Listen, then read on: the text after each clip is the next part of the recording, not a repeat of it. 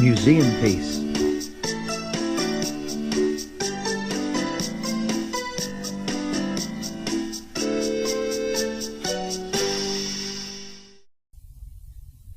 "I don't believe it," muttered Gordon furiously. "What's Thomas got that an important engine like me hasn't? Tell me that. Gallivanting off to museums. Bah!" "He is old," said James. "If the Fat Controller says he can be a museum piece, why should we worry?" "It's not fair, though," grumbled Henry. For a chance like this, he wouldn't have minded being a museum piece himself. The jealous engines all ignored Thomas when they saw him at the junction. Thomas didn't care. He was too excited. "Why me?" Thomas asked Percy and Toby. "Fancy the National Railway Museum people at, where is it, York, wanting me to go there? They've never even seen me." "Yes, they have," said Percy. "On television," added Toby. "The Fat Controller told us about it." He and Percy wanted to go with Thomas, but they knew that someone had to stay and run the branch line while he was away. "How much longer till we go?" Thomas asked his driver every morning. "1 day less than when you asked before," laughed his driver. "Anyone would think you wanted to be a museum piece." Thomas grinned. "Gordon, Henry and James are just jealous," he chuckled. "Who else is at this museum? Is Flying Scotsman there, or Duck's friend, City of Truro?" "We shall have to wait and see," said the fireman.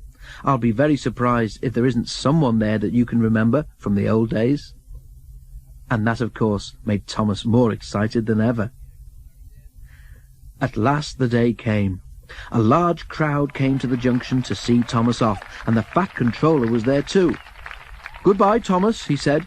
"Enjoy yourself, and be a credit to our railway." Everyone gave 3 cheers, and Thomas set off. They ran across the island and over the bridge leading to the other railway. It was a slow journey, but at last they reached a place Thomas's driver called Carnforth, where they rested for the night in a big shed. Next day they went on. At Skipton, Thomas stopped for a drink and to let a goods train overtake him. While they waited, it began to rain. In a signal box a little way ahead, the signalman opened his level crossing gates for Thomas and set his signals to clear. Suddenly he heard a crack and then a rattle from the level crossing. The lock on a gate had broken, and the wind was swinging the gate across the rails. Steam appeared above the trees as Thomas drew near. "Wow!" exclaimed the signalman, and quickly resetting the signal to danger, he ran to mend the gate. Thomas had never felt happier. His fire was bright, and even the rain didn't depress him. They neared a signal. Its arm was up, showing that the line ahead was clear.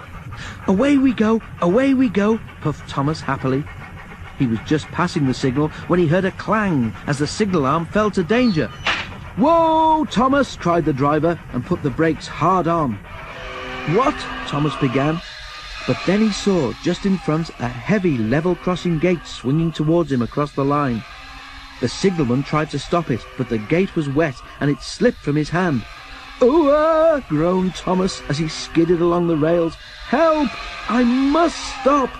But the rain had made the rails slippery, and he couldn't. He slithered helplessly. He was still moving when he reached the level crossing. With a loud crack, the gate broke against his buffer beam. "Ouch!" said Thomas, and stopped. The signalman ran to his telephone, and then directed Thomas into a siding where an inspector examined him. His buffer beam was bent, and one of his buffers was broken.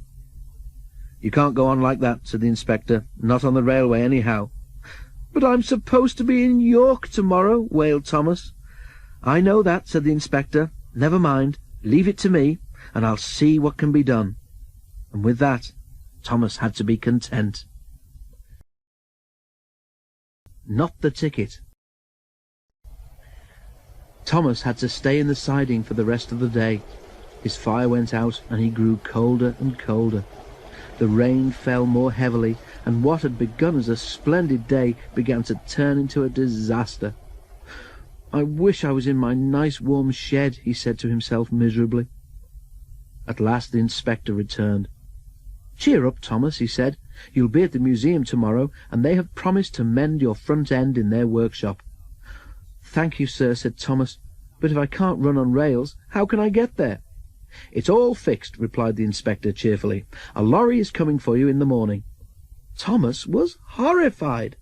"A lorry?" he stammered. "That's right," said the inspector. "It'll be here at 8 o'clock sharp." Thomas slept badly that night. He kept wondering what Gordon, Henry and James would say if they knew he had finished his journey on a lorry. He almost thought he could hear them laughing. Next morning the driver and fireman came early. A diesel shunter came to push Thomas out of his siding and along towards the road, where they found the lorry waiting. A steel cable was fastened to his coupling. The lorry driver started a winch, and in no time at all, it seemed, Thomas was perched on the lorry.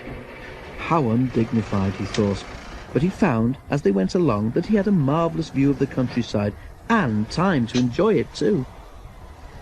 But Thomas soon began to feel bored. At last houses began to appear on either side of the road. "Perhaps this is York," thought Thomas hopefully. It was, but the driver was unsure of his way. He parked the lorry and went to find a telephone. A man wearing a flat-topped cap with a yellow band round it came up to Thomas. "Hello," said Thomas. Said the man. He wrote something in his notebook and went round to the front of the lorry. When the lorry driver came back, Thomas heard him say something, then slam the cab door crossly. Soon they reached a large building with rails running into it. Thomas was unloaded and the lorry drove away. Thomas looked about him. He had arrived. When his driver and fireman came, Thomas told them about the man with the flat cap. They laughed loudly. "How do you do it, Thomas?" spluttered the driver when he could speak. "That will make the fat controller's day. Thomas booked for parking." Trouble on the line. The museum people were as good as their word. Thomas went at once into the workshop, where his buffer beam was soon straightened and a new buffer bolted on. In the workshop was a green engine like Flying Scotsman, but smaller. He was called Green Arrow. "My brothers and I were built to run fast goods trains," he said, "but we did it so well that they let us pull expresses too in the end. Now I'm the only one of my sort left." Green Arrow was so friendly that when Thomas was mended he was sorry to leave him. But back at the great railway show he was thrilled to see instead one of Stepney's brothers, Box Hill, an engine he remembered from the old days. Thomas was moved to a special position. "There's no doubt about it," said his driver. "You're a star attraction." "Is that being a credit to the fat controller?" asked Thomas. He was anxious to make up for the parking ticket. One morning Thomas's driver arrived in great excitement. "We're to give rides on the demonstration line," he said. Thomas was delighted. The 3 demonstration lines were different sizes. One was narrower than Thomas's, and the third was used by a very wide engine called Iron Duke. "This is broad gauge," he explained. "The Great Western Railway used it until about 100 years ago." Thomas wondered if Duck knew about broad gauge. It would be nice to tell him something about the Great Western, he thought. The engines had to take great care because of the many visitors. Thomas was anxious. Some people were not as careful as they should have been. Thomas had never seen such crowds. "We must watch out," he told his driver. "What would happen if a child got onto the line?" "Don't you worry, Thomas," replied the driver. "There are plenty of good, strong barriers, and we'll take care." But Thomas did worry. He was afraid that in an emergency he might not be able to stop soon enough. Next morning Thomas felt better. The sun was shining, and he was looking forward to talking to Iron Duke again. He chuntered happily backwards and forwards along the demonstration line all day. Then, nearly at closing time, it happened. Thomas saw something fly through the air and land on the rails in front of him. His driver saw it too. He put the brakes hard on. "Beep, beep, beep, beep," whistled Thomas in alarm. "I must stop, I must." Thomas shuddered to a halt, and a great cloud of steam wheeshed noisily from his cylinder cocks. But he couldn't stop before he hit the bundle. It burst. Sandwiches and crisps flew in all directions, while pop from a broken bottle fizzed over Thomas's wheels. In the crowd, a child, frightened by the steam, cried loudly. "I want to go home, Mummy, now!" screamed the child. "You noisy great engine!" shouted his mother, waving her fist at Thomas. I'm going to see the manager." "Oh dear," thought Thomas. "That's not the way to be a credit to the Fat Controller." "You did very well," comforted his driver. "Thank goodness it was only a lunch pack and not a child on the line." The fireman was inspecting Thomas. "Hey, look at this," he shouted. The driver went to see. "You damaged your brakes when you stopped suddenly," he told Thomas. "No more work until they're fixed, I'm afraid. Never mind. If the people here today have learned that engines can't stop at once, that's a good thing." Thomas hoped they had. Thomas and the Railtour. The engines were excited. There were to be some special rail tours to the seaside, and no one knew which engine would be chosen to pull them. "It ought to be me," observed Mallard. "After all, that seaside place helped to pay for my repairs." The others thought someone else should have a chance. Thomas knew he would not be chosen, but he enjoyed listening to the others arguing. He was pleased in the end when it was decided to give the trips to Green Arrow. When Green Arrow returned from the first tour, he said he had never seen so many people. Soon there was talk of putting on extra trains, but this was not possible. "All we can do is add extra coaches," they said. "But then Green Arrow can't pull a train that heavy on his own." "Of course I can," he scoffed. "My brothers and I did during the war." "Can I help?" asked Thomas. The man in charge stared. "I don't see why not," he said. In the morning Thomas's fireman arrived early. Thomas's fire was lit, and while the warmth crept through his boiler, the fireman made sure all his moving parts were well oiled. Behind, Green Arrow was being prepared too, and when they were both ready, they set off to find their coaches. The station platform was jammed with an admiring crowd, which didn't seem to get any smaller, even after a trainload of people were in their seats. Thomas was coupled in front. He was pleased. He liked to see where he was going. At the seaside station, Thomas was turned round so that he could go in front again. After a rest, the engine set off once more.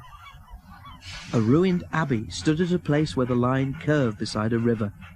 A crowd had gathered to wave and cheer, but Thomas wasn't watching them. Looking ahead, he had seen something strange. "Beep, beep! Stop, stop!" he whistled in alarm. The train was heavy and hard to stop, but they managed it just in time. Now everyone was able to see that, in front of Thomas, the rail near the river was lower than the one on the other side. "The water has undermined the embankment," said the inspector.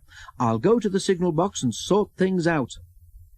Buses came for the passengers, but it was late before the men decided it would be safe to use the other track.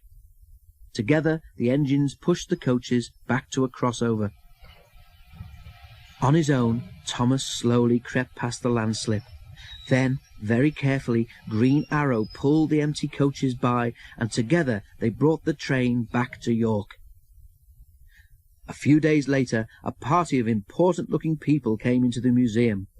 One was the man in charge, and behind him was the Fat Controller. "Oh dear," thought Thomas, "they've come to take me away for frightening that child." But the Fat Controller was smiling. The man in charge held up his hand for silence. "Thomas," said the man in charge, "your controller told us you are a really useful engine. He is right. For saving a nasty accident the other day, we have decided that you should become an honorary member of the National Railway Collection. This special plate will remind you of your visit to us. Ladies and gentlemen, 3 cheers for Thomas the Tank Engine! Hip hip, hooray! Hip hip, hooray! Hip hip, hooray! The noise nearly raised the roof. "Well done, Thomas," smiled the Fat Controller.